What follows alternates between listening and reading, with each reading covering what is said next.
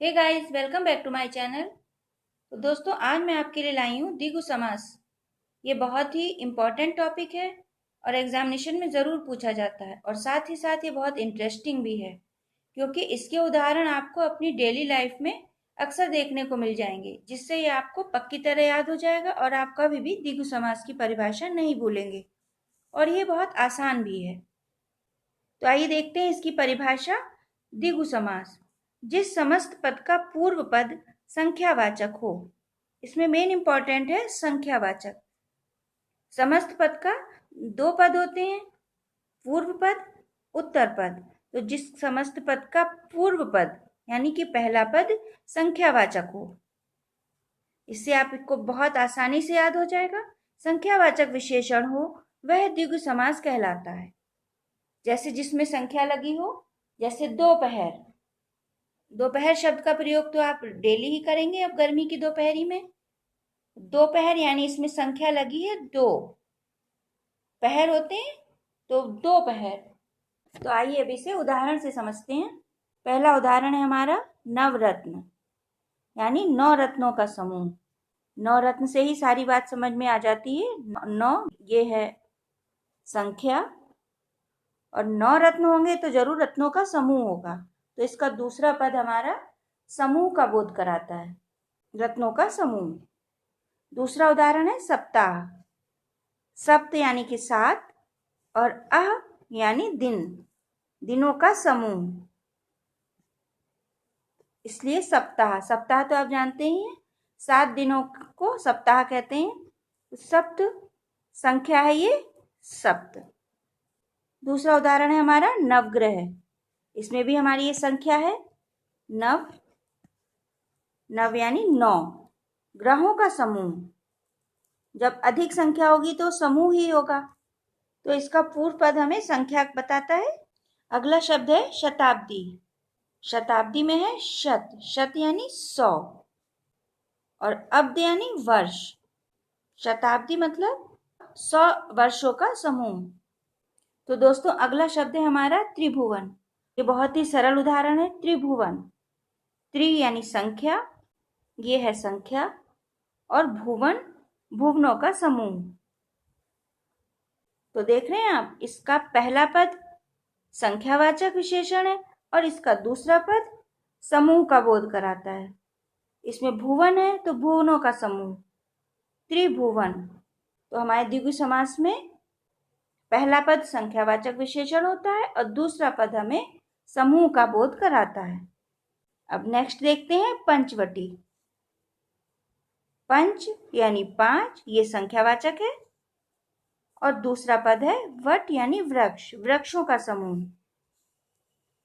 है ना कितना सरल। जहां भी जिस समस्त पद में संख्या लगी होगी आप तुरंत पहचान जाएंगे द्विगु समास। अगला शब्द है अष्टाध्यायी। अष्ट माने 8, 8 अध्यायों का समाहार। अब यहां मैं आपको बता दूं, समूह या समाहार एक ही बात होती है।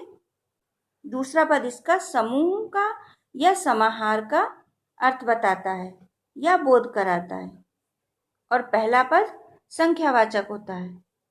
अष्टाध्यायी, अष्ट अध्यायी यानी 8 अध्यायों का समाहार। नेक्स्ट है पंच तत्व। पंच में 5 और तत्व यानी तत्वों का समूह, पंच तत्वों का समूह। चौपाई, रामायण की चौपाई होती है। चौपाई यानी 4 पदों का समूह। रामायण में, पूरी रामायण में जो चौपाई दी है उसमें 4 पद होते हैं। देखेंगे आप तो समझ में आ जाएगा। उसकी गिनती है 4 संख्यावाचक और पदों का समूह, तब बनती है एक चौपाई। तो इसमें भी द्विगु समास हो गया।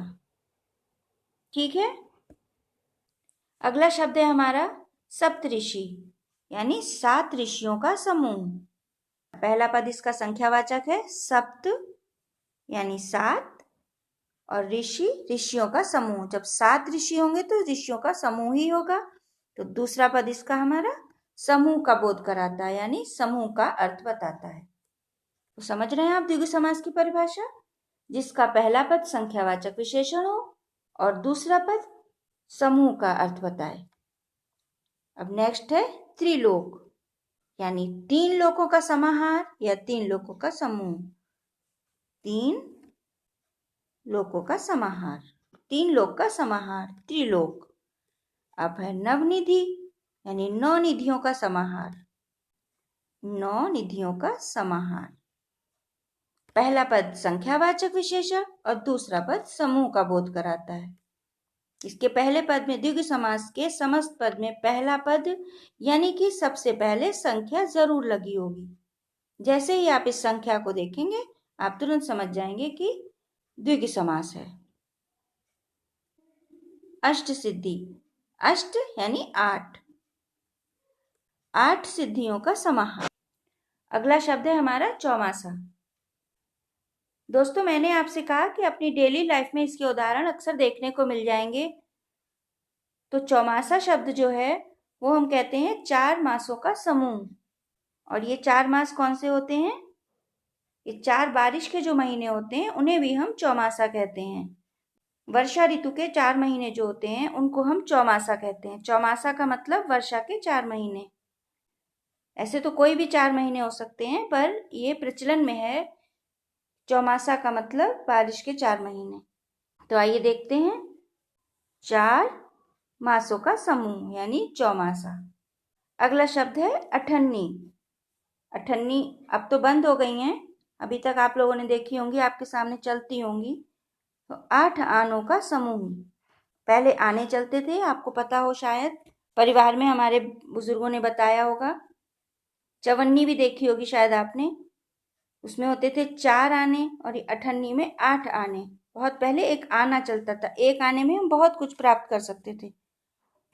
तो वो है अठन्नी जिसमें 8 आनों का समूह। चवन्नी शायद आप में से किसी ने देखी हो, बहुत पहले बंद हो चुकी थी। चलिए आगे बढ़ते हैं। त्रिफला,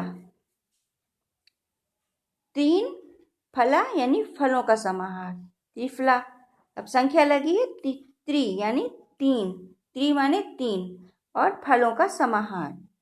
त्रिफला 3 फलों का समाहार, इसमें द्विगु समास है। दूसरा है दोपहर, ये भी हम रोज ही वर्ड बोलते हैं। 2 पहरों का समाहार, दोपहर। पहर होते हैं 4 पहर, 8 पहर, सुबह, दोपहर, शाम, रात। इस तरह से ये जो पहर होते हैं इनको पहर कहते हैं। सुबह का पहर, दोपहर, रात्रि का पहर, शाम का पहर। तो ये है दोपहर। तो आशा है दोस्तों आपको द्विगु समास अच्छी तरह से समझ में आ गया होगा, जिसका पहला पद संख्यावाचक विशेषण हो और समस्त पद समूह का अर्थ देता हो, वो द्विगु समास कहलाता है। तो दोस्तों मेरी वीडियो को लाइक करें, कमेंट करें और शेयर करें अपने दोस्तों के साथ, और सब्सक्राइब करना बिल्कुल भी ना भूलें। Thank you.